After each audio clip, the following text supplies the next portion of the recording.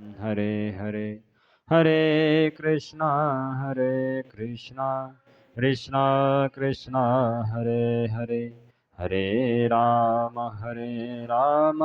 राम राम हरे हरे हरे कृष्णा कृष्णा कृष्णा हरे हरे हरे राम राम राम हरे हरे हरे कृष्णा. श्रीमद भागवत स्कंद 6 अध्याय 1. तर या अध्यायामध्ये आपण श्रीमद भागवताचं जे आजामिल उपाख्यान आहे, तर अजामिळाची कथा आपण श्रवण करायलो. तर या कथेमध्ये आपण पाहिलं की कशा प्रकारे अजामिळाने काय केलं, की मृत्यूचा टाइम जवळ आला अजामिळाचा आणि मग बाजावर पडला अजामिळ. तर किती वर्ष झाले होते अजामिळाला? 88 वर्ष. बाजावर पडला आणि ज्यावेळेस बाजावर पडला तर त्याला भयंकर यमदूत दिसले. त्यांचं वर्णन पण कसं केलेलं आहे, की त्यांचे शरीर एकदम अकराळ विकराळ होते. त्याच्यानंतर डोके वाकडे, तांब्यासारखी केस त्यांच्या अंगावर पहा. तर हे काही काल्पनिक वर्णन नाही. हे सत्य आहे तेव्हाच तसं सांगितलंय ना. जे दिसलं त्यांना ते वर्णन केले भागवतामध्ये. तर ते साधारण व्यक्तीला दिसत नाहीत. सूक्ष्म राहतात ना. तर त्याच्यामुळं साध्या डोळ्याने ते दिसणार नाही, त्याला सूक्ष्मदृष्टी पाहिजे. त्यामुळे ते ज्याला नेण्याला आले त्यालाच दिसतात, बाकीच्यांना दिसत नाही. तर यमदूत ज्यावेळेस नेण्यासाठी आले, तर काल आपण पाहिलं की मृत्यूनंतर कशी भयंकर यात्रा आहे. जे लोक भजन भक्ती करणार नाहीत त्यांच्यासाठी भयंकर यातना आहे. आता जरी आनंद वाटत असेल, पण नंतर भयंकर त्रास काय करावा लागणार आहे, भोगावं लागणार आहे. काल आपण पाहिलं की कशा प्रकारे आत्म्याला शरीराच्या बाहेर काढल्या जाते, यमदूत बाहेर काढतात आणि नंतर मग त्याला यातना शरीर प्रदान करतात. 10 दिवस लागतात यातना शरीर तयार होईल आणि हे शरीर मग घेऊन जातात कुठं, यमलोकामध्ये. आणि तिथं घेऊन गेल्याच्या नंतर तिथं मग त्याचा निर्णय लावला जाते त्याच्या कर्मानुसार. जैसे ज्याचे कर्म तैसे फळ देतो ईश्वर. ज्याच्या त्याच्या कर्मानुसार जर पुण्य जास्त झाले तर त्याला स्वर्गामध्ये पाठवल्या जाते. पाप जर जास्त झाले तर त्याला नरक लोकामध्ये पाठवल्या जाते. स्वर्गा पुण्यात्मके पापे येईजे, मग पापात्मके पापे नरका जाईजे, मग माते जेणे पाविजे ते शुद्ध पुण्य. पण जे लोक भक्ती करतात ते स्वर्गात बी जात नाही आणि नरकामध्ये बी जात नाही. ते कुठं जातात? भगवंताच्या धामामध्ये. तर त्यांच्यासाठी ही यात्रा नाही. यात्रा कोणासाठी? हरिविन जन्म नरकची पैजाणा, यमाचा पाहुणा प्राणी होय. तर जे लोक भजन भक्ती करणार नाही त्यांच्यासाठी ही भयंकर यात्रा आहे. तर भजन करणारे जाणार नाही, ते सरळ भगवंताच्या धामामध्ये जाणार. हे लक्षात ठेवलं पाहिजे आपण. कारण आता पहा, ज्यावेळेस तुकाराम महाराजाचा आपण प्रसंग पाहिला, की तुकाराम महाराजाचा ज्यावेळेस अंतिम समय आला तर काय केलं, भगवंतांनी स्वतः विमान पाठवलं आणि त्या विमानामध्ये बसून तुकाराम महाराज सदेह वैकुंठाला गेले. तर तसंच ध्रुव महाराज भगवंताच्या धामाला गेले सदेह. तर तसं आपण पण जर भजन भक्ती केली तर आपल्यासाठी पण विमान येणार आणि आपण भगवंताच्या धामाला प्राप्त करणार. तर नरक यात्रा करायची गरज नाही. ही कोणासाठी यात्रा आहे? जे कधीच भगवंताचं नाव घेणार नाही त्यांच्यासाठी ही भयंकर यात्रा आहे. तर काल आपण पाहिलं की तिथं नेल्याच्या नंतर मग त्याच्या कर्मानुसार वेगवेगळ्या प्रकारची शिक्षा. जसं आता जेलमध्ये टाकलं तर सगळ्याला काही एकाच जेलमध्ये टाकतात का? ज्याचे जसं कर्म आहे. चोरीवाल्याचा जेल अलग, खून करणाराचा जेल अलग, बलात्कार करणाराचा अलग. तशाच प्रकारे नरक लोकामध्ये बी अलग अलग डिपार्टमेंट आहेत, अलग अलग. आणि सगळे एक लोक नसतात ना, अलग अलग पाप राहतात. तर जे मांसाहार करतात त्यांना कुंभीपाक नावाच्या जेलमध्ये टाकले जाते. आपण जेलच म्हणू, कुंभीपाक नावाच्या नरकामध्ये. आणि इथं जसं त्यांनी नॉन व्हेज खाल्लेलं आहे पकोडे करू करू, तसे यमदूत त्यांचे पकोडे तिथं काढतात. हे अलग अलग प्रकारचे नरक आहे. जे लोक इथं दारू पितात तर त्यांना तिथं आईपानह नावाच्या नरकामध्ये टाकल्या जाते. आणि जशी इथं आपण दारू पिली तसं तिथं लोखंडाचा रस पाजतात पिघळून. जेव्हा लोखंड एकदम पिघळते हाय टेम्परेचरवर तेव्हा त्याचा रस बनते. तर तो रस यमदूत जबरदस्ती त्याला पाजतात. किती दिवस? जोपर्यंत त्याचं ते पाप काय होत नाही, नष्ट होत नाही. आणि हे निर्णय तिथं केल्या जाते, हा कोणत्या नरकात पाठवायचं याला. आणि त्याच्या कर्मानुसार आपण काल पाहिलं, पूर्ण त्या याच्यामध्ये दाखवतात त्यांचं कर्माचं रेकॉर्ड. आणि जे लोकं व्यभिचार करतील, तर व्यभिचार म्हणजे काय, की आपली पत्नी सोडून दुसऱ्या स्त्रीसंग जो व्यक्ती संग करेल किंवा आपला पती सोडून जी स्त्री दुसऱ्या पुरुषासंग संग करेल, याला म्हणतात व्यभिचार. तर जे लोकं व्यभिचार करतात, त्यांना तप्तसुर्मी नावाच्या नरकामध्ये टाकले जाते. तर या नरकामध्ये काय विशेषतः आहे, की स्त्रीचा किंवा पुरुषाचा लोखंडाचा पुतळा बनवला जाते आणि एकदम त्याला लाल करतात पूर्ण गरम करून. तुम्ही घिसड्याकडे पाहिलं असेल, की ज्यावेळेस ते हे करतात ना, त्या याच्यावर ते गरम होते का नाही, लाल एकदम लोखंड, तसा पूर्ण पुतळा लाल करतात आणि म्हणतात, की तुला संग करायचा होता ना, तुझ्या पत्नीमध्ये तू संतुष्ट झाला नाही किंवा तुझ्या पतीमध्ये तू संतुष्ट झाली नाही, मग कर आता आलिंगन. कुणाचं? त्या लोखंडी पुतळ्याचं. किती दिवस? हजारो वर्ष. मरत नाही, कारण ती यातना शरीर आहे. आरडते मोठमोठ्यानं, वाचवा, मेलो, सोडवा. पळायला पाहते, पण यमदूत लगेच पकडतात. कुठं जाऊ देत नाही.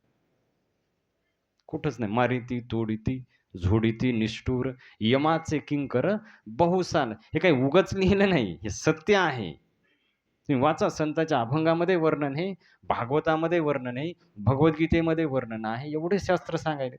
संत सज्जनांनी घेतली प्रचिती आळशी मंदमती केवी तरी. आता आपल्या याच्यावर विश्वास नाही. तुकाराम महाराज म्हणतात, तुका म्हणे नाही विश्वास ज्या म्हणी पहावे पुराणे विचारून. तर शास्त्रामधलं वर्णन आहे. तर जे लोक जुगार खेळतील, तर त्यांना संतोष नावाच्या नरकामध्ये टाकल्या जाते.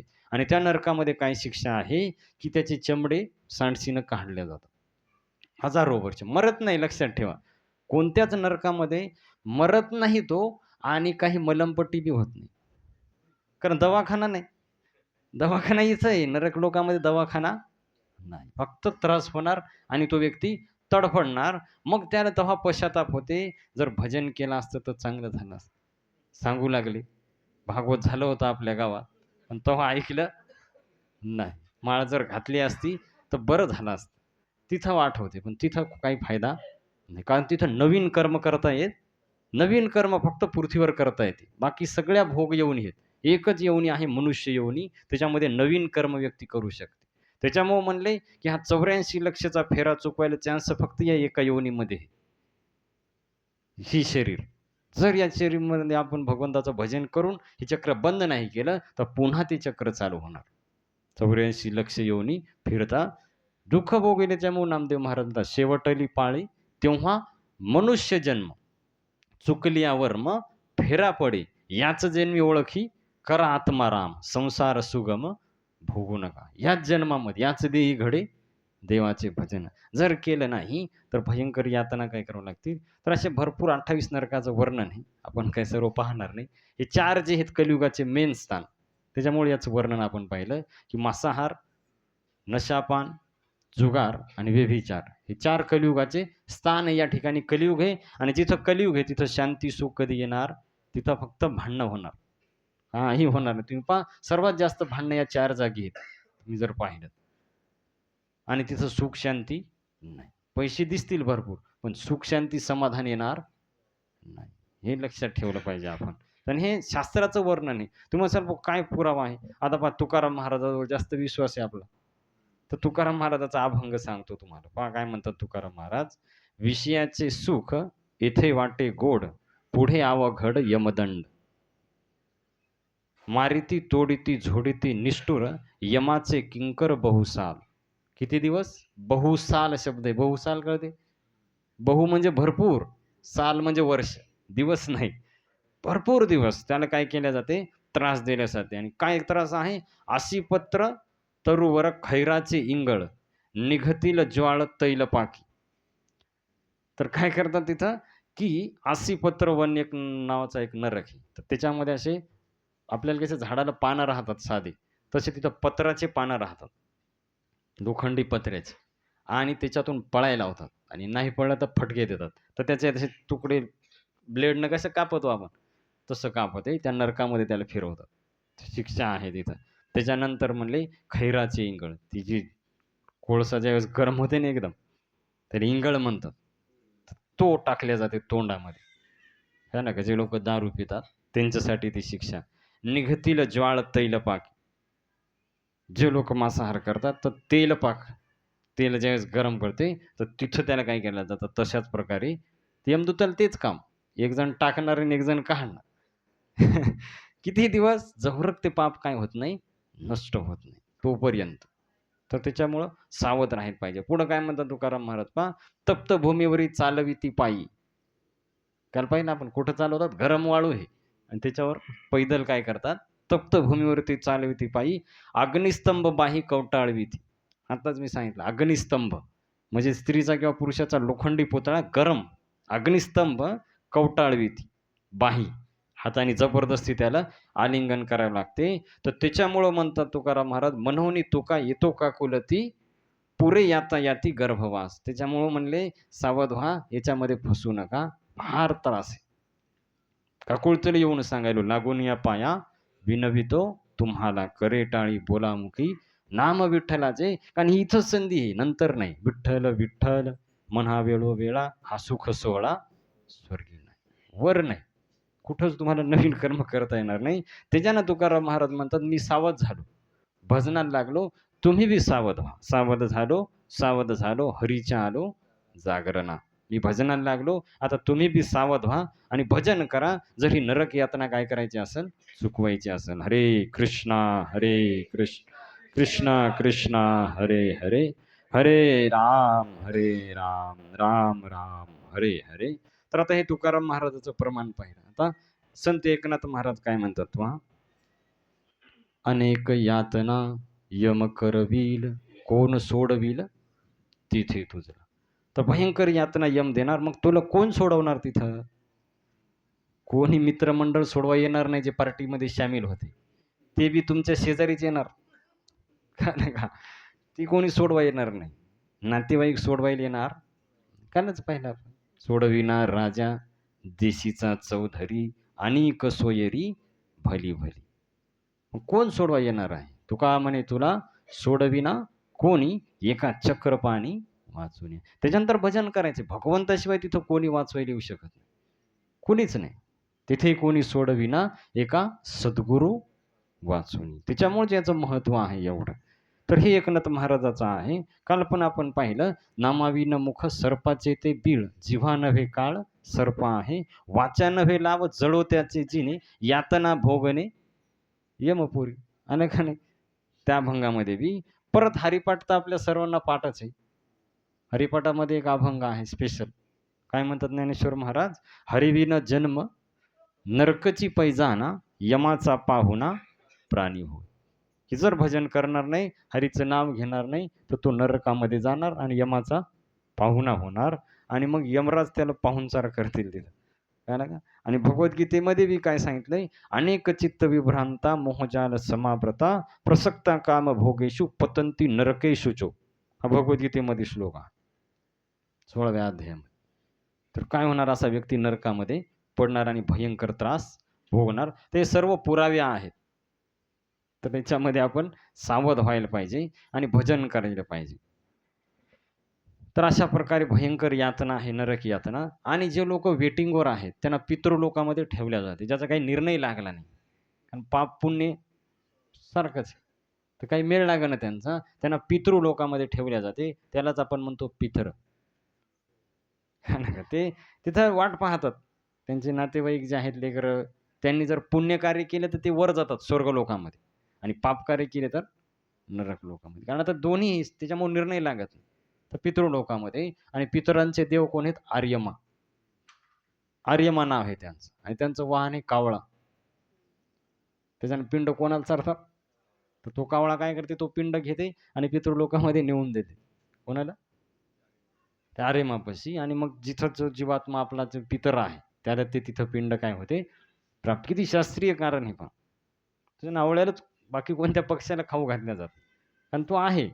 ती पिंड कुठं जाते, त्याच्यानं ते पिंड खायला पाहिजे जेव्हा आपण अर्पण करतो, तर ते पोहोचते वर.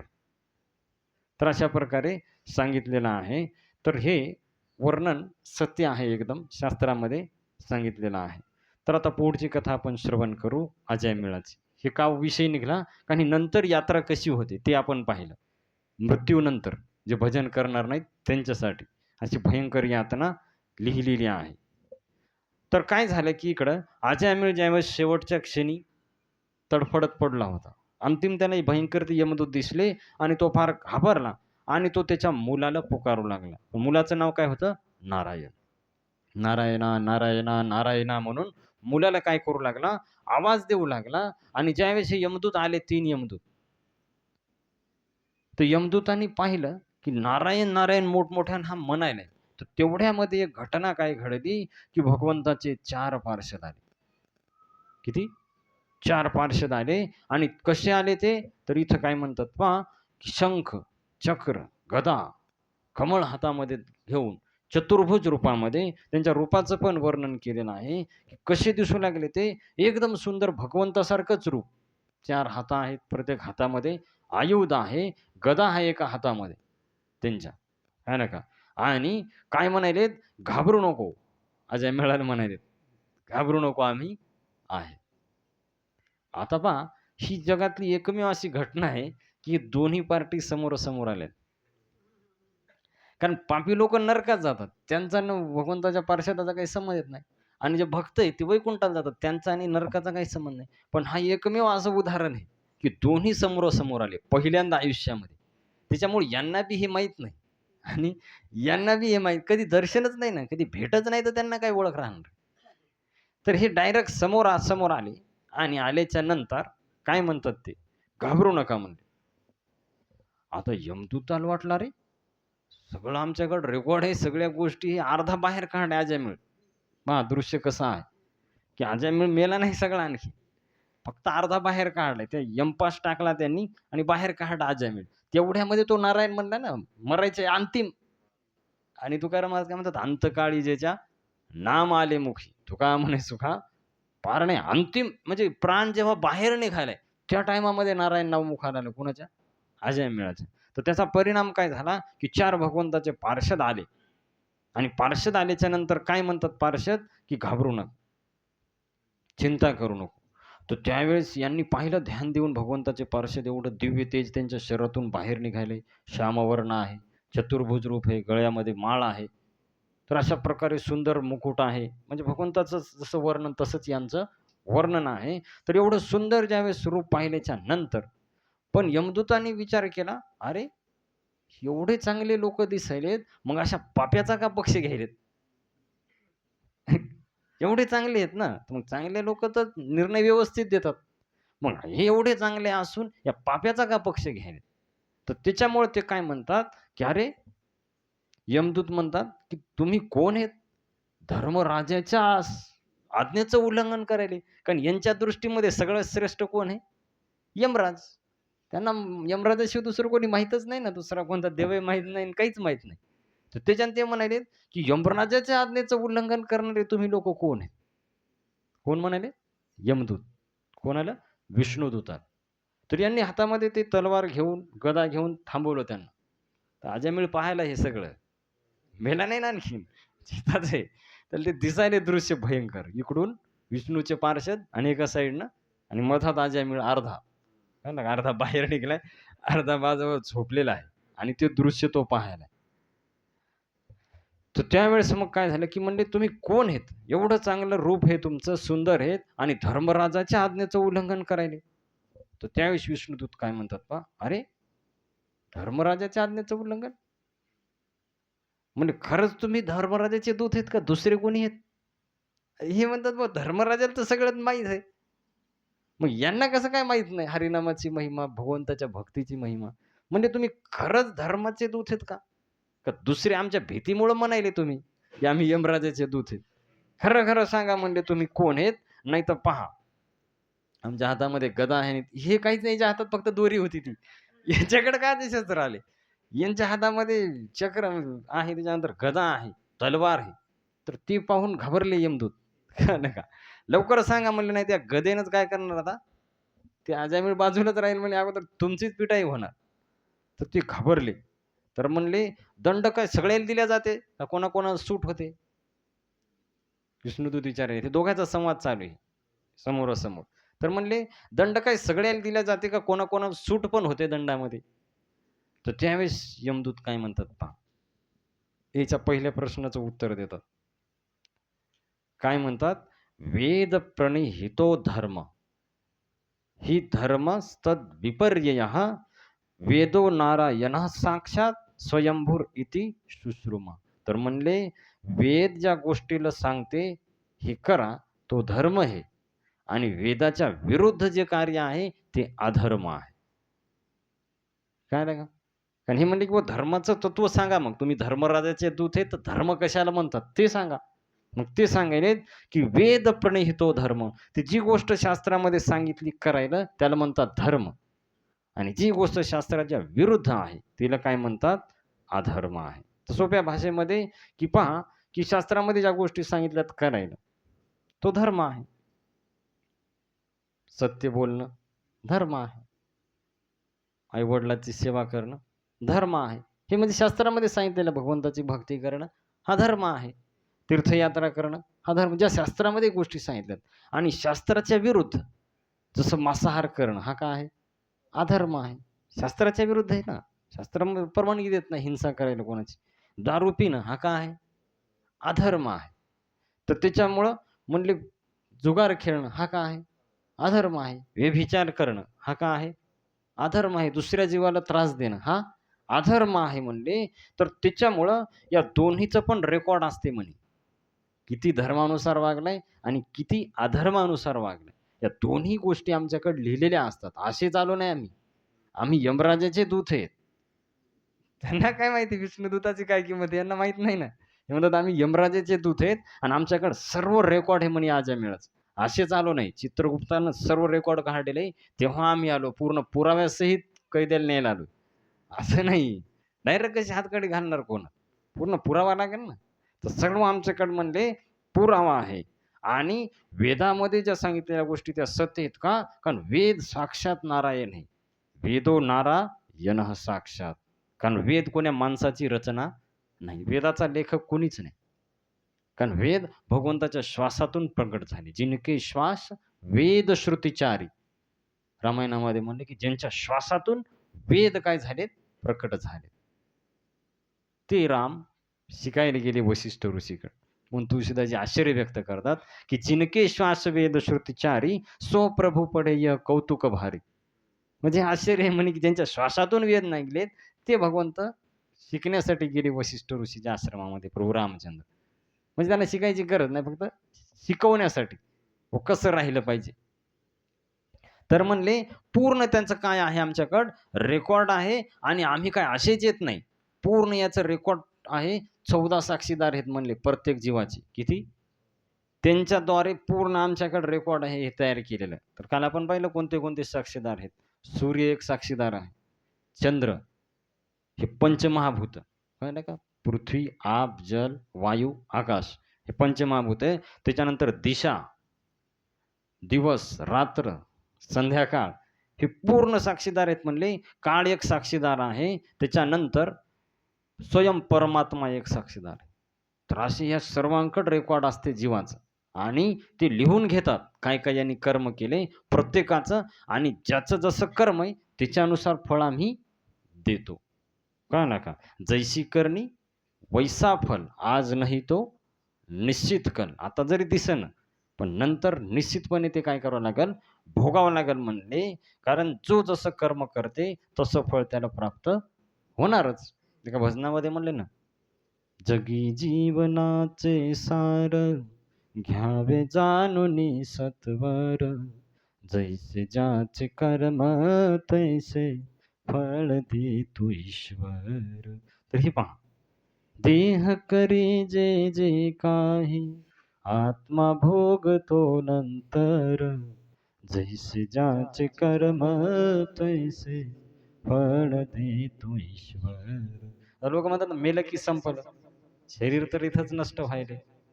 मग कोण भोगायले पाप? तर काय म्हणतात? देह करी जे जे काही आत्मा भोगतो नंतर. कारण आत्मा मरत नाही. आत्मा का आहे? अमर आहे. तर आत्मा ते पाप काय करते? भोगते. तर त्याच्यामुळं म्हणले की पूर्ण यांच्या आमच्याकडं रेकॉर्ड आहे. आणि त्या रेकॉर्डनुसार आम्ही नेण्यासाठी येतो. असंच कोणाला पण घेऊन जा नाही. सर्व आमच्याकडं काय आहे? रेकॉर्ड हे म्हणले. आणि जीव जे जे कर्म करते तर अलग कर्म करता करता जीव काय करते, स्वतःच जाळ्यामध्ये फसते म्हणे. जन्म दिला कशासाठी? मुक्त होण्यासाठी. भगवंतांनी कशासाठी जन्म दिला? आयुष्याच्या साधने सच्चिदानंद पदवी घेणे. भागवतामध्ये 6 प्रश्न सांगितले सूत गोस्वामी. शौनकादी ऋषीने 6 प्रश्न विचारले, की त्याच्यामध्ये एक प्रश्न होता, की जीवाचं लक्ष्य काय आहे? कशासाठी जन्म दिलाय? तर त्याच्यामध्ये सांगितलं, भगवत प्राप्ती करणं हे काय जीवाचं लक्ष्य आहे. तर ते आपण विसरून गेलो. बाकी सगळं करायलो. मेन आपल्याला मनुष्य शरीर कासाठी भेटलंय? भगवत प्राप्ती करण्यासाठी. हे आपण विसरून गेलो. मेन त्याचा उद्देश. नाहीतर मला सांगा, आपण ज्या गोष्टी करायलो ते प्राणी करत नाहीत का? थोडं तुम्ही एखाद्या वेळेस बसून विचार करा. आपण खायलो, प्राणी पण खातात. आपण झोपतो, ते पण काही फरक नाही त्यांच्यामध्ये. आपल्याला लेकरं बाळ होतात, त्यांना बी लेकरं बाळ होतात. आपण घरामध्ये राहतो, ते रस्त्यावर राहत असतील, कोठ्यात राहत असतील, नाहीतर शेतात राहत असतील. त्यांच्या त्यांच्या ठिकाणानुसार. मग फरक काय आहे? फरक एकच आहे, ते भजन करू शकत नाहीत. आपण करू शकतो. आणि जर भजन नाही केलं, तर आपल्यात आणि त्यांच्यात काही फरक नाही. त्याच्यामुळे म्हणे भक्तिविना पशु कशासी वाढला, सटविने नेला कैसा नाही. जो भक्ती करत नाही, तो प्राणी आहे. तरीच जन्मा यावे, दास विठोबाचे व्हावे, नाहीतरी काय थोडी श्वान सुकरे पापोडी. जर भजन नाही केलं, तर पशुमध्ये आणि त्याच्यामध्ये काही फरक नाही. कारण हे तर माणसं करायलेत आणि प्राणी पण करायलेत. त्याच्यामुळे ते श्लोकच आहे पहा महाभारतामध्ये, आहार निद्रा भयमैथुनमचे सामान्य एतत् पशुभी नराणाम धर्मो हि तेषामधिको विशेष धर्मेण हीन पशुभी समान. तर म्हणले की आहार, निद्रा, भय आणि मैथुन ह्या गोष्टी सर्वांमध्ये सारख्या आहेत. एक ओवी हे पहा, एकनाथ महाराज म्हणतात, आहार निद्रा भय मैथुन सर्व योनिशी समसमान परी मनुष्य देहीचे ज्ञान जाण सर्वथा असेन. ह्या सर्व गोष्टी सर्व योनीमध्ये सारख्याच आहेत. काही फरक नाही. आपल्याला जो आनंद गुलाबजामुन खाऊन भेटत, तेच डुकराला गटार खाऊन भेटते. काही फरक नाही. कारण आपल्याला जो आनंद गादीवर झोपून भेटते, तेच कुत्र्याला त्या नालीच्या गटारात झोपून खुश राहते ते. कळलं का? काही फरक नाही. आपल्याला लेकरं बाळ होतात आणि त्यांना बी लेकरं बाळ होतात. आपल्याला एक नाही तर 2 होतात. त्यांना डझनभर एकदाच होतात. काय फरक आहे? काही फरक नाही. सर्व सारखंच आहे. फक्त एक फरक आहे, की ते कथेत येऊन बसू शकत नाही. ते हरिनाम जप करू शकत नाही. ते भगवंताचं दर्शन घेऊ शकत नाही. ते वृंदावनला पंढरपूरला जाऊ शकत नाही. हा फरक आहे. हे जर नसेल तर काही फरक नाही. इथं किती मोठे बना. पण जसं मी काल सांगितलं, जेव्हा यमराजाचे नियम चालू होतील, कोणी ऐकणार नाही. पंतप्रधान असो, मुख्यमंत्री असो, नाहीतर उपमुख्यमंत्री असो, काही फरक पडत नाही. तिकडे एकच विचारतात, भजन केलं का? नाही. तिकडं धन फक्त एकच चालते. आता अलग-अलग, आता अमेरिकेला आपले रुपये चालत नाहीत. तिकडे डॉलर चालतात. तसं जेव्हा मरतो आपण, तर इथला कोणताच पैसा चालत नाही. तिकडे फक्त एकच धन चालते, ते भगवंताचं नाम. कळलं का? त्याच्यानं साधू संत बुद्धिमान राहतात. ते भगवंताचं नाम धन एकत्रित करतात. काय करतात? ते हरिनाम रूपी धन एकत्रित करतात.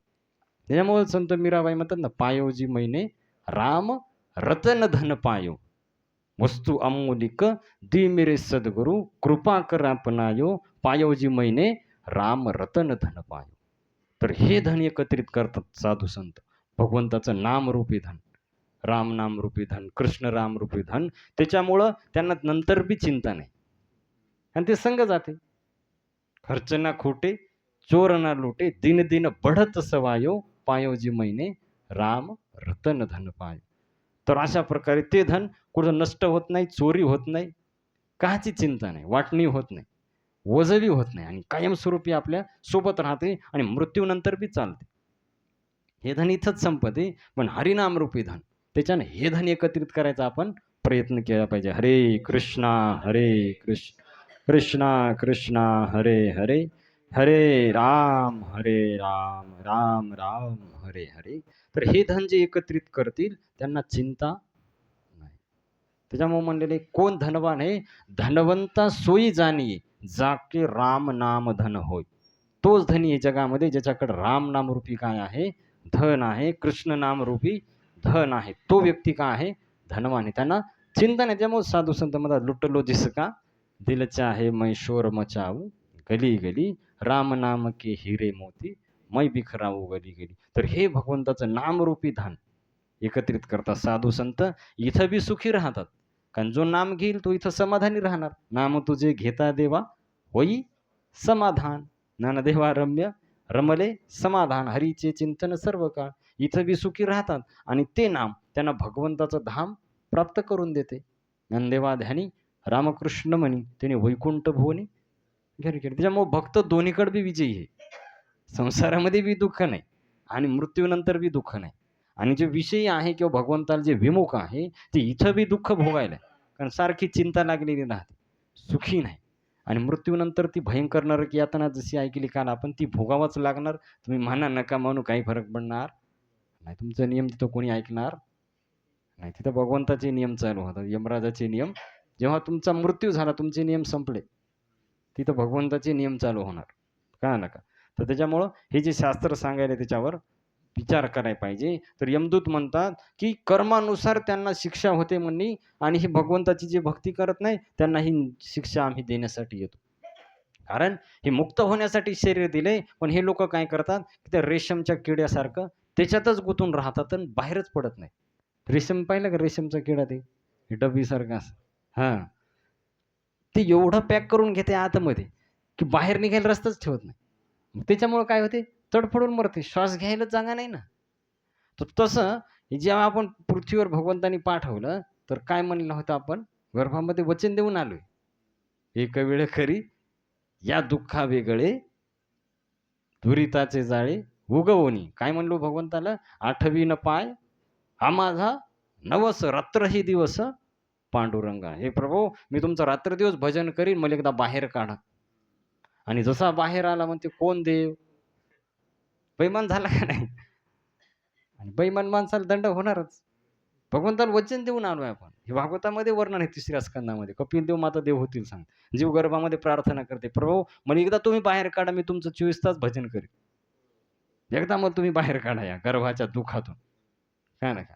तर दया करून भगवंत बाहेर काढतात, आणि जसं बाहेर आलं आपण भगवंताला विसरून जातो. त्याच्यामुळे दंडाला काय होणार, पात्र होणार. तर भगवंतानी भजन करायला आपल्याला पाठवले, पण आपण काय केलं, त्या रेशमच्या किड्यासारखं एवढा पसारा वाढवायला सुरुवात केली की कथा ऐकाय टाइम नाही, जप करायला टाइम नाही, वृंदावनला जायला टाइम नाही, पंढरपूरला जायला टाइम नाही. आणि लोकांना म्हणलं बाबा तुम्ही करा, म्हणतात आम्हाला टाइम नाही. मग एवढा पसारा तयार कोण केला. येताना ते एकटेच आले ना, येताना काय आणलंय. मग एवढं तयार कोण केलं, त्या रेशमच्या किड्यासारखं सगळं आपणच तयार केलंय. एकटा होता, लग्न केले, 2 झाले, 2च्या नंतर पुन्हा विस्तार वाढला, मोठा परिवार तयार झाला. टाईमच नाही आता. असं आहे ना काम. वृंदावनला जायला टाईम नाही, माळ करायला टाईम नाही. पण हे पसारा वाढवला कोण, आपणच वाढवला. का नका. त्याच्या हे यमदूत उदाहरण द्यायलेत कोणाला, विष्णुदूताला. तर म्हणले जीवाला असं केल्या जाते, पण जीव विसरून जाते आणि पूर्ण त्या रेशमच्या किड्यासारखं गुंतून जाते आणि त्याच्यातच तडफडून मरते. आणि कुठं जाते, पुन्हा चक्रामध्ये 84 लाख येऊन. तर असं हे चक्र अनादी काळापासून चालू आहे. पुनरपी जननम पुनरपी मरणम पुनरपी जननी जठरे शयनम. तर हे चक्र काही बंद होणार नाही जोवर आपण भगवंताचा आश्रय घेणार नाही, भगवंताचं नाम घेणार नाही. हे चक्र कधीच बंद होणार नाही. जरी मृत्यू झाला तर मृत्यू होणं म्हणजे फक्त कपडा बदलल्यासारखं आहे. माणूस नाही मरत कपडा बदलला म्हणजे. फक्त काय होते, वरचं ते बदलते कपडा, माणूस तोच राहते. तसं हे शरीर जेव्हा नष्ट होते तर आत्मा ते शरीर टाकून दुसऱ्या शरीरामध्ये काय करते, प्रवेश करते. तर ह्या असं चक्र अनादी काळापासून चालू आहे. हे कुठपर्यंत चालू राहणार, जोवर व्यक्ती भगवंताच्या धामात काय करणार, प्रवेश करणार नाही. त्याच्यानं तुकाराम महाराज म्हणतात ना, आम्ही जातो आमच्या गावा आमचा राम राम घ्यावा. काय म्हणतात पुढं पहा, तुमची आमची हेची भेट येथून या जन्म तुटी. ही आता आमची तुमची हीच भेट, इथून पुढे आता जन्म आम्ही घेणार म्हणजे या चक्रातून मुक्त झाले आणि कुठं जाणार, भगवंताच्या धामामध्ये. तर त्याच्यासाठी आपल्याला भगवंतानी हे शरीर दिलं होतं. तर आपण ते विसरून त्या रेशमच्या किड्यासारखं इथंच काय करायलो, गुंतून राहिलो. एवढं म्हणतात बुवा आम्हाला जप कर, एक माळ करायला बी टाइम नाही. पण एवढा पसारा वाढवला कोण, आपणच तयार केला ना. मग त्याच्यामुळं आता जेव्हा आपण घर बांधतो आमचे गुरु महाराज उदाहरण देतात ना, परमपूज्य राधा गोविंदास गोस्वामी महाराज. तर महाराज काय म्हणतात, की त्या रेशीमच्या किड्यासारखं माणसं एवढं पॅक करतात, की भजनाला टाईमच ठेवत नाही. मला सांगा म्हणजे जेव्हा आपण घर बांधतो, तर पूर्ण पॅक घर बांधतो का दरवाजे खिडक्या ठेवतो? हां?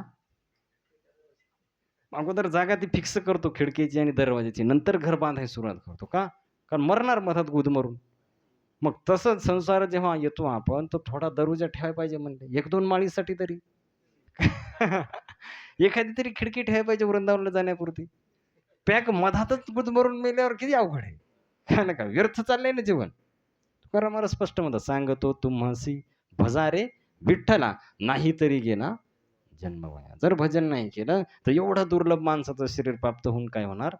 व्यर्थ जाणार. तर त्याच्यामुळं ते यमदूत सांगायलेत, की याच्या आमच्याकडं सर्व रेकॉर्ड आहे. हां ना का? हा चांगला होता सुरुवाती. आता ऐका इतिहास अजयमेळाचा. कोण होता अजयमेळ अगोदर?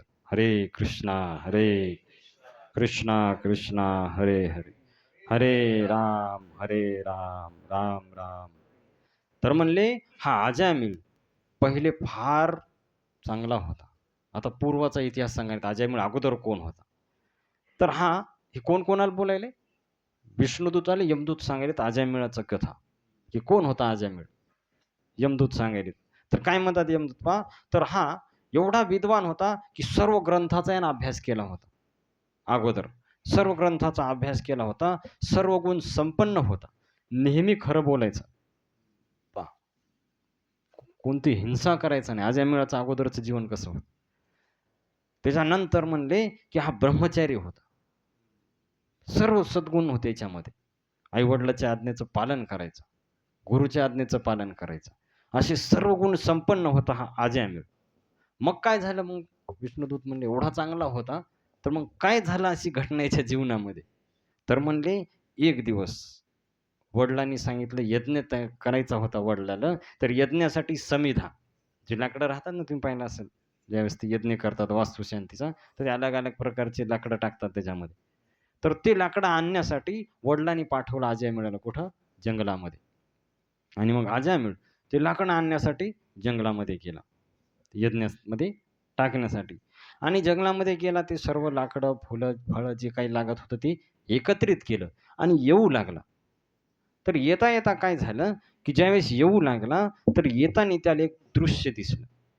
काय दृश्य होतं ते? तर काय म्हणतात पहा, की त्याला एक दृश्य दिसलं, तर ते दृश्य काय होतं, की एक शूद्र व्यक्ती आणि एक वेश्या आलिंगन करू लागले, चुंबन करू लागले आणि नृत्य करू लागले. हसंतम, गायंतम, अनयांतिके आणि पीत्वा मधुमेरेयम. काय केलं होतं त्यांनी? दारू पिली होती. तर दारू पिल्यामुळं काय झालं, की त्यांना शरीराचं भान राहिलं नाही आणि ती जी वेश्या होती, ती अर्धनग्न अवस्थेमध्ये होती. आणि हे दृश्य कोणी पाहिलं? अजयमेळाने पाहिलं पहा आणि दृश्याचा जीवनामध्ये काय पडते? प्रभाव. त्याच्यामुळे सांगितलेले डोळे फार जपले पाहिजे. पाप कुठून प्रवेश करते? डोळ्यामधून. म्हणून तुकाराम महाराज भगवंताला प्रार्थना करतात, "पापाची वासना नको दाऊ डोळा, त्याहुनी आंधळा बराच." सर्वात जास्त पाप डोळ्यातून आतमध्ये जाते. म्हणून म्हणतात, की "हे प्रभू, मला काय करा तुम्ही आंधळे करा." विठ्ठलाला प्रार्थना करतात तुकाराम महाराज. "पापाची वासना नको जाऊ डोळा, त्याहुनी आंधळा बराच. निंदेचे श्रवण नको माझे कानी, बधीर करून ठेवी देवा." परिनिंदा जर ऐकवायचं मला बहिरं करा म्हणे. परिनिंदा ऐकू आली नाही पाहिजे. अशी प्रार्थना करा. अपवित्र वाणी नको माझ्या मुखा, त्याजहुनी मुका बनाच. अपवित्र शब्द माझ्या तोंडाला येऊ नये, नाहीतर मग मला मुका करा. हरी बोला, हरी बोला, नाहीतरी अबोला. व्यर्थ गलबला करू नका. तर तशा प्रकारे तर त्यांनी काय केलं, तर अजयमेळ त्यानं ते दृश्य पाहिलं. आणि काय दृश्य होतं ते, की दृष्ट्वा कामलिप्तेन बाहुरा परिरंभितां जगाम रच्छवसं सहसैव विमोहिता. तर ते लोकं नृत्य करू लागले, आलिंगन करू लागले, चुंबन करू लागले आणि पूर्ण त्या नशेमध्ये एवढे मग्न झाले होते, की त्यांना शरीराचं पण काही राहिलं नाही, भान राहिलं नाही. आता जो शूद्र होता त्याला प्यायची सवय होती. त्याच्यानं त्याला तेवढी काही हे झाली नाही. पण हिनं पहिल्यांदाच पिली, तर हिला पूर्ण भानच राहिलं नाही. पूर्ण शरीराचं काय झालं, की ती अर्धनग्न अवस्था झाली आणि ते दृश्य अजयमेळानं पाहिलं. कळलं का? कसं पतन व्हायला अजयमेळाचं पहा दृश्यामुळं. तर काय झालं, की अजयमेळानं ते दृश्य पाहिलं आणि जेव्हा ते दृश्य पाहिलं, की इथं म्हणतात, की ते काममय दृश्य ज्यावेळेस पाहिलं, तर मग अजयमेळाच्या मनामधला विकार उत्पन्न झाला. कारण शास्त्रामध्ये सांगितलंय, "संगात संजायते कामः." की जेव्हा एखादा व्यक्ती असं दृश्य पाहणार, त्याच्या हृदयामध्ये काम काय होते? उत्पन्न होते. तर अजयमेळाच्या हृदयामध्ये काय झाला? काम उत्पन्न झाला आणि जेव्हा काम उत्पन्न झाला, तर मग आता या कामाने त्याचा विवेकाचा नाश करायला सुरुवात केली. है ना का? पहिल्यांदा काय होतं? ध्यायतो विषयान् पुंसा संगस्ते शुभजायते, संगास संजायते कामः, कामात क्रोधोऽभिजायते. तर काय झालं, की अजयमेळ आता शिकलेला होता ना, सर्व शास्त्राचं ज्ञान होतं. म्हणून अजयमेळानं काय केलं? आपली बुद्धी वापरून मनावर विजय प्राप्त करण्याचा प्रयत्न केला. डायरेक्ट तो फसला नाही, की पूर्ण तो शास्त्राच्या गोष्टी आठवू लागला व शास्त्रामध्ये सांगितलेलं आहे, व्यभिचार पाप आहे. परस्त्रीकडे पाहू नये. परस्त्री कशी आहे? आईसारखी आहे. मातृवत परदारेषु परद्रव्येषु लोष्टवत, की दुसऱ्याची स्त्री आईसारखी. तो सर्व आठवू लागला. पण ते दृश्य एवढं त्याच्या आतमध्ये गेलं, की ते ज्ञान आता काम करणं गेलं.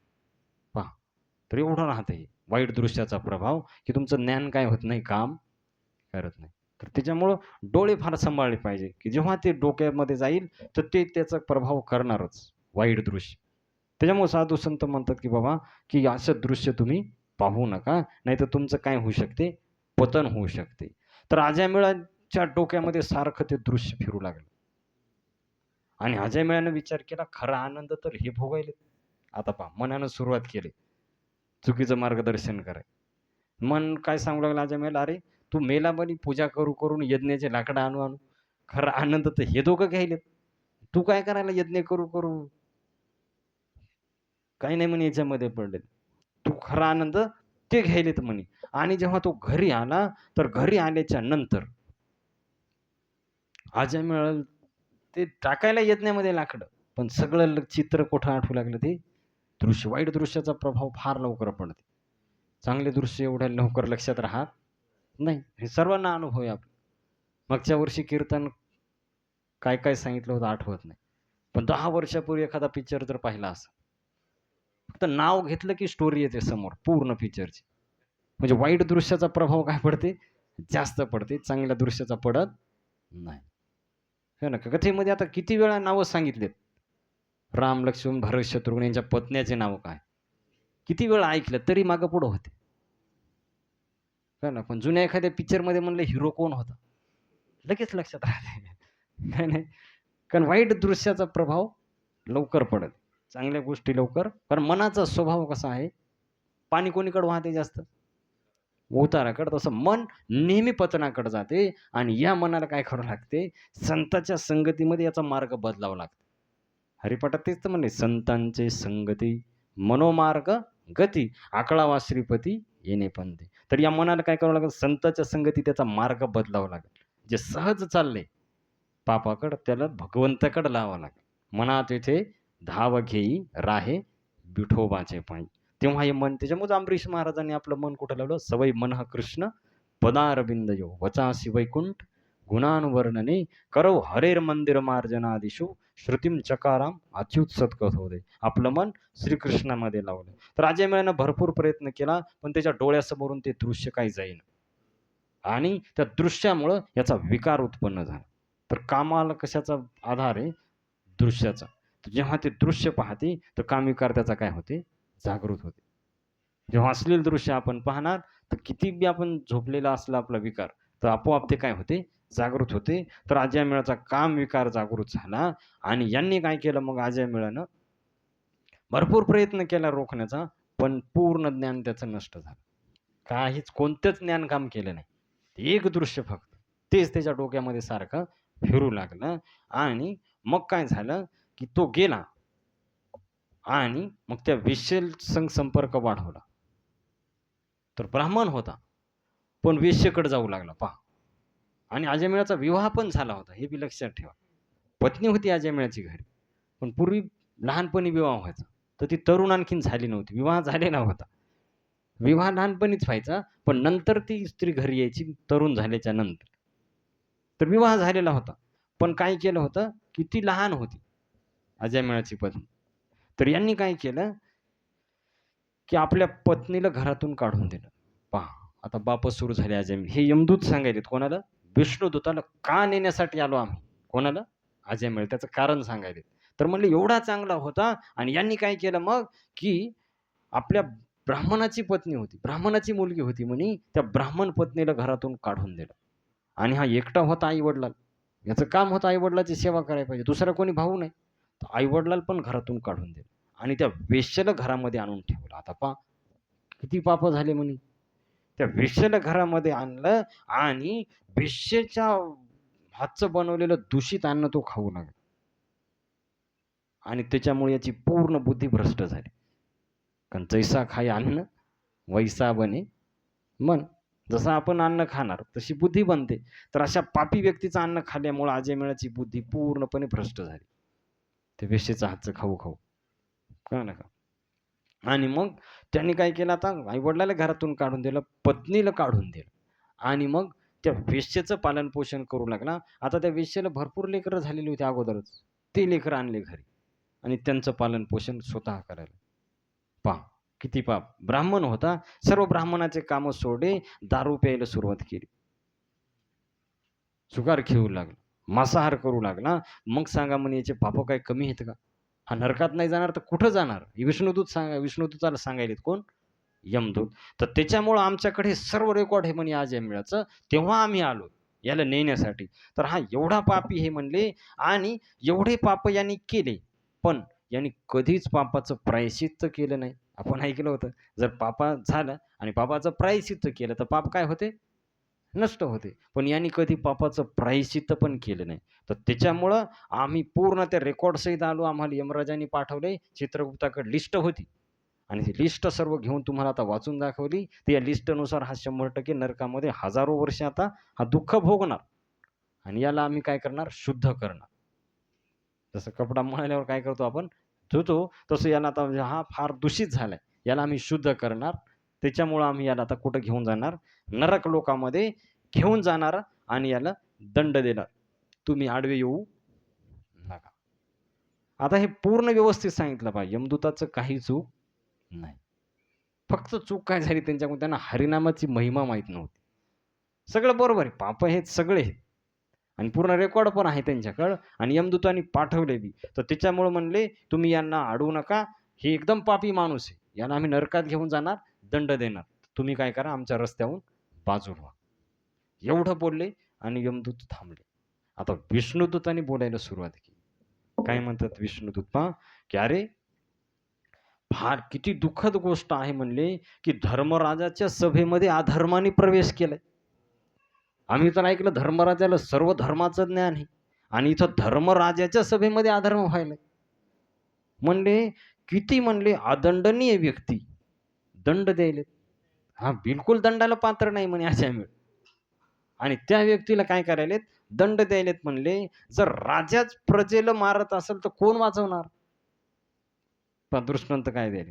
आता राजानंच प्रजेला मारायला, आता जेव्हा प्रजेवर संकट येईल तर प्रजा राजाकडे जाईल आणि राजा वाचवेल. जर राजानंच मारायचं ठरवलं तर प्रजा कुठे जाईल?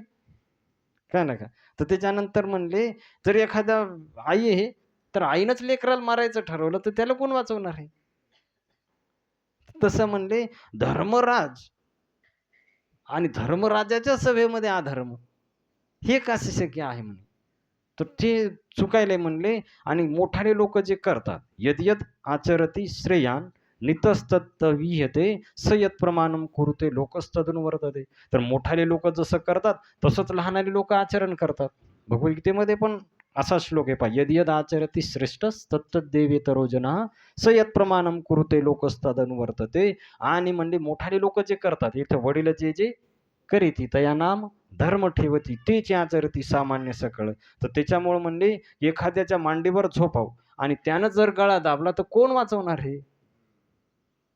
तर तसं झाले म्हणे धर्मराजाच्या सभेमध्ये अधर्माने काय केलेलं आहे? प्रवेश केलेला आहे म्हणले. तर एक लक्षात ठेवा. आता क्रोध यायला कोणाला? विष्णुदूताला. लक्षात ठेवा म्हणले, की अयम हि कृत निर्वेशो जन्मकोटी अंघसाम अपि यद व्याज हरम विवशो नाम स्वस्तैनम हरे. तर म्हणले याच जन्माचं नाही. आता पहा काय म्हणतात विष्णुदूत. तर अजामिळाचं फक्त ह्याच जन्माचं नाही तर करोडो जन्माचे पाप नष्ट झाले. किती जन्माचे? करोडो. का? आणि पूर्ण प्रायश्चित्त केले आणि पापाचं. आपण ऐकलं ना की पापात झाल्यावर काय करावं लागते पापाचं? प्रायश्चित्त करावं लागते तर शिक्षा होत नाही. म्हणले अजामिळानं सर्व पापाचं प्रायश्चित्त केलं. करोडो पापाचं काय झालंय? प्रायश्चित्त केले म्हणले. कारण एकदम मरायच्या टायमाला या नारायण म्हणले. त्या टायमाला. आणि भागवतामध्ये एक श्लोक आहे पहा, एतावान सांख्य योगाभ्याम स्वधर्म परिनिष्ठया जन्मलाभ परम पुंसा अंते नारायण स्मृती. तर कोणाचा जन्म सफळ झाला? म्हणजे अंतकाळी ज्याला भगवंताचं नाम आलं, अंतकाळी ज्याला भगवंताचं स्मरण झालं, त्याचा जन्म काय झाला? सफळ झाला. त्याच्यामुळे साधू संत प्रार्थना करतात, इथं ना तो करुणा स्वामी जब प्राण तनसे निकले गोविंद नाम लेके तब प्राण तन से निकले. की भगवंताचं नाम, गंगाजी का तट हो वंशीवट हो मेरा सावरा निकट हो जब प्राण तन से निकले. तर तशा प्रकारे प्रार्थना करतात. त्याच्यामुळं म्हणले की एकदम असहाय्य अवस्थेमध्ये की ज्या टायमामध्ये याला बोलताही नाही गेलं, मरायचं आता अंतिम समय चालला होता अजयमेळचा, आणि त्या टायमामध्ये यानं नारायण नाव घेतले. म्हणजे त्या टायमामध्ये जो नाव घेईल त्याचे सर्व पाप काय होतात? नष्ट होतात. हरी उच्चारणी अनंत पाप राशी जातील लयासी क्षण मात्र. नाम संकीर्तन साधन पै सोपे जळतील पापे जन्मांतरीची. किती प्रमाणित पहा. घेता नाम विठोबाचे पर्वत जळती पापाचे. सर्व पाप याचे जळून म्हणले भस्म झालेत. कारण यांनी एकदम अंतिम समयाला भगवंताचं नाम घेतलंय, नारायण नाम घेतले. कोणतं नाव पण सांगेल, कोणतं नाव घेतलं? मुलाचं नाव मी निमतानं का होईना पण नाव कोणतं घेतले? नारायण नाव घेतले म्हणे. आणि जे नारायण नाम घेईल तो मोक्षाचा अधिकारी होईल. हरी उच्चारणी पाही मोक्ष सदा. तुम्ही तर याला नरकाचं म्हणायले म्हणे, हा तर या संसारातूनच मुक्त होणार. नरकाची गोष्ट सोडून द्या म्हणले, कारण अंतिम समय नाव आलं. त्याच्यामुळं हा आता संसारातूनच काय होणार? मुक्त होणार. कारण त्या टायमामध्ये नाव घेतले की ज्या टायमामध्ये बोलायची शक्ती नसते, त्या टायमामध्ये नाव घेतले. तर म्हणले किती बी पापी असो, जर भगवंताचं नाव घेतलं ते पाप नष्ट होतात. तर कोणते कोणते पाप नष्ट होतात पहा. चोरी, दारू पिलेला असेल ते पण पाप नष्ट होणार. एखाद्या मित्राचा द्रोह केला असेल, ब्राह्मणाची हत्या केली असेल, पहा हरिनामाचे सामर्थ्य. गुरु पत्नीगामी, गुरुच्या पत्नी संग केला असेल, त्याच्यानंतर स्त्री, राजा, वडिलाची हत्या केली असेल, आई वडिलाची, आता याच्यापेक्षा मोठं पाप कोणते? ते पण पाप नष्ट होईल. गायीची हत्या केली असेल ते पण पाप नष्ट होईल, जर भगवंताचं काय केलं म्हणले? नाम घेतलं. तर एवढं सामर्थ्य आहे भगवंताच्या नामामध्ये. हरे कृष्णा हरे कृष्ण कृष्णा कृष्णा हरे हरे, हरे राम राम राम हरे हरे. तर त्याच्यामुळं म्हणे याचं सर्व पाप आता नष्ट झाले, पापच राहिलं नाही. तुम्ही नरकात का घेऊन चालले? पाप झाल्यामुळं. पण याचं पापच शिल्लक राहिलं नाही ना. काय म्हणलेलं आहे पहा, तरी कीर्तनाची नटनाचे नाशिले व्यवसाय प्रायचित्ताचे, ते नावची नाही पापाचे आयसे केले. आता प्रायचित करायचं कामच नाही ना, पापच शिल्लक राहिलेलं नाही. काय ना, यमो म्हणे कौनाते यमावे, दमो म्हणे कौनाते दमावे, तीर्थे म्हणते काय खावे, दोष औषधाशी नाही. दोषच राहिला नाही याच्यामध्ये हरिनामामुळं, तर तुम्ही नरकात घेऊन जाणार कशामुळं? कळलं का? तर त्याच्यामुळं यमदम अवकाळ आणली तीर्थे ठायावरुणी उठवी, यम लोकीची खुंटली रहाट यागवी. जो हरिनाम घेईल तो नरकात जाणारच नाही. मग तुम्ही न्यायले कसं काय? विष्णुदूत म्हणालेत सर्व पाप याचे नष्ट झालेत म्हणले. त्याच्यामुळं आता हा नरकात जाऊ शकत नाही, काही जरी झालं तरी पण. पण याचे सर्व पाप काय झालेत? आता नष्ट झालेत. कारण पहा काय सुंदर श्लोक आहे इथं. काय म्हणतात विष्णुदूत? सर्वश्याम अप्यघवताम तेवम सुनिष्कृतम नाम व्याहरणम विष्णू तद विषयार्मती. म्हणले जे लोक भगवंताचं नाम घेतात तर त्यावेळेस भगवंत असं समजतात की हा माझा आहे. काय म्हणतात भगवंत? हा माझा आहे. जो व्यक्ती भगवंताचं नाव घेते भगवान विष्णूचं, कृष्णाचं, रामाचं जो नाव घेणार, तर भगवंत समजतात हा माझा आहे आणि मला याची रक्षा केली पाहिजे. म्हणून तुकाराम महाराज म्हणतात, जेणे नाम धरिले कंठी, धावे त्याच्या पाठी मागे पुढे उभा राहे, सांभाळीत आली आगात निवारया, अंतकाळी तैसे संकटाची वेळी हरितया सांभाळी अंतर्बाह्य. तर त्याला भगवंत वाचवतात म्हणले, तर त्याच्यामुळं याचा विषयच येत नाही नरकात नेण्याचा. तुम्ही जे म्हणाले नाही, हा पापी, हे पाप केले, ते पाप केले. आता पाप राहिलंच नाही तर कसं नरकात नेणार तुम्ही? सर्व पाप याचे जळून काय झालेत? भस्म झालेत म्हणले. आणि नामानं नुसतं पापच नष्ट होत नाही, पापाची प्रवृत्ती पण मुळासकट नष्ट होते. रामकृष्ण नाम सर्व दोष हरण. सर्व दोष याचे नष्ट झालेत. तर त्याच्यामुळं तुम्ही विषय सोडून द्या, हा नरकात कधीच जाणार नाही. कारण हा सर्व पापातून काय झालाय? मुक्त झालाय. आता हे यमदूताला ऐकायलेत विष्णुदूताचं प्रवचन. काय काय सांगायलेत हरिनामाची महिमा ध्यानपूर्वक ऐकायलेत. तर त्यावेळेस मग यमदूत काय म्हणतात पहा, की तुम्ही जे म्हणायले म्हणले सत्य आहे, की भगवंताच्या नामाची महिमा आहे आणि नाव घेतल्यावर पाप काय होतात? नष्ट होतात. पण यानं देवाचं नाव कोण घेतलंय? यानं नाव कोणाचं घेतलंय? मुलाचं नाव घेतलं ना, नारायण नाव. त्यांना काय माहित नारायण नाव कोणाचं आहे? मग कळलं का? तर ते म्हणले याने याच्या मुलाचं नाव घेतलंय, भगवान विष्णूचं नाव थोडंच पुकारले. तर मुलाचं नाव घेतल्यामुळं म्हणले तर काही विषयच नाही. मुलाचं नाव घेतल्याने थोडी याची पाप नष्ट होतात. तर त्यावेळेस विष्णुदूत काय म्हणतात पहा, की म्हणले, "अरे तुम्ही मूर्ख आहेत, की हजारो लोकं नारायण नाव ठेवतील, मग काय त्यांचं होणार का? मेन नारायण नाव कोणाचं आहे पहिलं? भगवंत नारायण नामे हो जीवनमुक्त. नारायण हरी, नारायण हरी, भुक्तिमुक्तीचारी घरी त्यांच्या." तर नारायण नाव म्हणले पहिले भगवंताचं का यांच्या मुलाचं? हजारो लोक नारायण नाव ठेवू शकतात, मग त्यांचं झालं का ते? काय ना, ते 4 दिवस राहणार नारायण, नंतर जाणार. मग काय नारायण नाव त्यांचं झालं का? नारायण पहिल्यापासून नाव म्हणले भगवंताचं आहे, त्याच्यामुळं हे. आणि एक लक्षात ठेवा, आता फार सुंदर श्लोक आहे पहा, सर्वजण मागे म्हणा. एवढा श्लोक घेऊ आपण आणि थांबू. सांकेत्यम पारिहास्यम वा स्तोभम हेलनमेव वा वैकुंठ नाम ग्रहणम अशेषा अगहरम विदू. तर म्हणले की भगवंताचं नाम संकेत करण्यासाठी, नंतर मजाकमध्ये किंवा संगीतमय कीर्तनामध्ये किंवा निंदा म्हणून जरी केलं, तरी त्या व्यक्तीचे सर्व पाप काय होतात? नष्ट होतात. कसं जरी म्हणलं तरी त्या व्यक्ती संकेत, संकेत म्हणजे कळते, की एखाद्या जसं वृंदावनकड मिठाला म्हणतात रामरस. आता रामरस ते म्हणालेत मिठाला, पण नाव कोणाचं यायले? किंवा रामनगर, कृष्णनगर ते म्हणाले, ते गाव आलं, पण नाव कशाचं यायले? तरी पाप नष्ट होतात. त्या निमित्तानं जरी मुखाला काय आलं, नाम आलं, तर व्यक्तीचे पाप नष्ट होतात. त्याच्यानंतर परिहास्यम, जर मजाकमध्ये जरी एखाद्याने टिंगल करत करत हे केलं, भगवंताचं नाव घेतलं, तर कधी कधी लोक म्हणतात हरे कृष्णाच्या लोकायला, हरे कृष्णाच्या लोकायला काही कामं नाही, काम ना धंदा, हरी गोविंदा, काय नका, तरी त्यांच्या मुखाला काय नाव यायले? हरे कृष्ण यायले ना, पाप नष्ट होतात. कोणत्या का निमित्तानं भगवंताचं नाम मुखाला आलं, काय नका. त्याच्यानंतर संगीतमय, आपण भजन कीर्तन करताना मृदंग हे करून जे गातो, त्या टायमामध्ये पण पाप काय होतात? नष्ट होतात. आणि म्हणले की अवहेलना करून जरी, निंदेनं जरी नाव घेतलं, तरी व्यक्तीचे पाप नष्ट होतात. त्याच्यामुळं याचे सर्व पाप नष्ट झालेत. त्याला उदाहरण काय देतात पहा, न कळता पद अग्नीवरी पडे, न करी दहा ऐसे कधी न घडे. जसं मुद्दामून अग्नीवर पाय द्या, नकळत द्या, किंवा जबरदस्ती एखाद्याला उभं करा, अग्नी काय करणार?